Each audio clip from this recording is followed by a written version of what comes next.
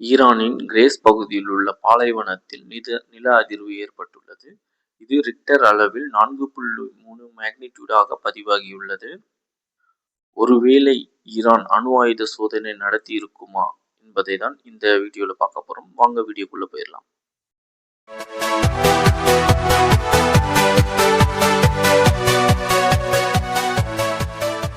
Iran ரகசிய அணு ஆயுத சோதனை நடத்தியுள்ளதா என்ற சந்தேகம் எழுந்துள்ளது. ஏன்னாக்க கிரேஸ் பகுதியில் இருக்கிற பாலைவனத்தில் நிலநடுக்கம் ஏற்பட்டிருக்கு. இது ரிக்டர் அளவுல 4.3 மேக்னிடியூடாக பதிவாகி இருக்காமா.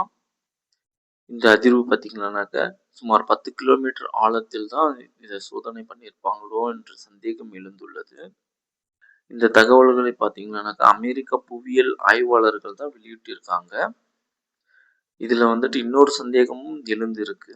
ஏன்னா ஈரான் இதே 10 கிலோமீட்டர் ஆழத்தில் தான் மலைகளுக்கு நடுவில் அணு சுத்திகரிப்பு நிலையங்கள் வைத்துள்ளது. இதில் ஏதாவது கசிவு ஏற்பட்டு இந்த அதிர்வு உருவாகி இருக்குமா என்ற சந்தேகமும் எழுந்திருக்கு. இதை சாதாரண டெக்டோடுகள் நகர்வு என்றும் கருத முடியாது என்று சொல்லியிருக்காங்க. அமெரிக்காவும் இஸ்ரேலும் ஈரான் அணு ஆயுத சோதனை நடத்தியிருக்குமா என்ற சந்தேகத்தில குழம்பி போயிருக்காங்க. ஈரானின் ஏவுகணை கிடங்குகள் இருக்கும் இடம் மலைகளை குடைந்து ஏவுகணை கிடங்குகள் அமைத்திருக்கிறார்கள். இதன் ஆழம் கூட சுமார் 10 கிலோமீட்டர் இருக்கும் என கூறுகிறார்கள். இந்த இடத்தில் ஏதாவது மிசைல் டெஸ்ட் ஃபெயிலியர் ஆகியிருந்தாலும் இந்த அதிர்வுகள் ஏற்பட்டிருக்கலாம் என்று நிபுணர்கள் சொல்றாங்க. இல்லையெனில் ஏதாவது மிசைல் டெஸ்ட் செய்திருக்கலாம் என்றும் சொல்றாங்க. சில புவியியல் நிபுணர்கள் என்ன சொல்றாங்கன்னாக்க ஈரானில் உள்ள கிரேஸ் பகுதியில் நிலநடுக்கம் ஏற்படும் ப்ளூட் லைன்ஸ் புவித்தட்டு நகர்வு பாதை அமையவில்லை என்று சொல்லியிருக்காங்க. எனவே ஈரான் அணு ஆயுத சோதனை நடத்தியிருக்க அதிக வாய்ப்புகள் இருக்கிறது என்று கூறுகிறார்கள்.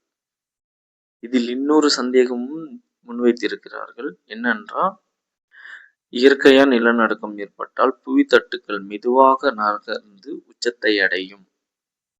ஆனால் கிரேஸ் பகுதியில் புவித்தட்டுக்கள் வேகமாக நகர்ந்து உச்சத்தை அடைந்துள்ளதால் இது அணு ஆயுத சோதனையின் போது மட்டும்தான் ஏற்படும் என்று புவியியல் நிபுணர்கள் கூறுகிறார்கள்.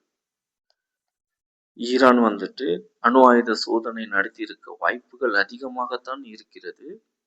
இஸ்ரேலுக்கும் அமெரிக்காவுக்கும் இந்த சந்தேகம் ஏற்பட்டிருப்பதினால்தான் அமெரிக்கா கிரவுண்ட் இனோவேஷன் பண்ண போறதா ஒரு நியூஸ் வெளியிட்டு இருக்காங்க.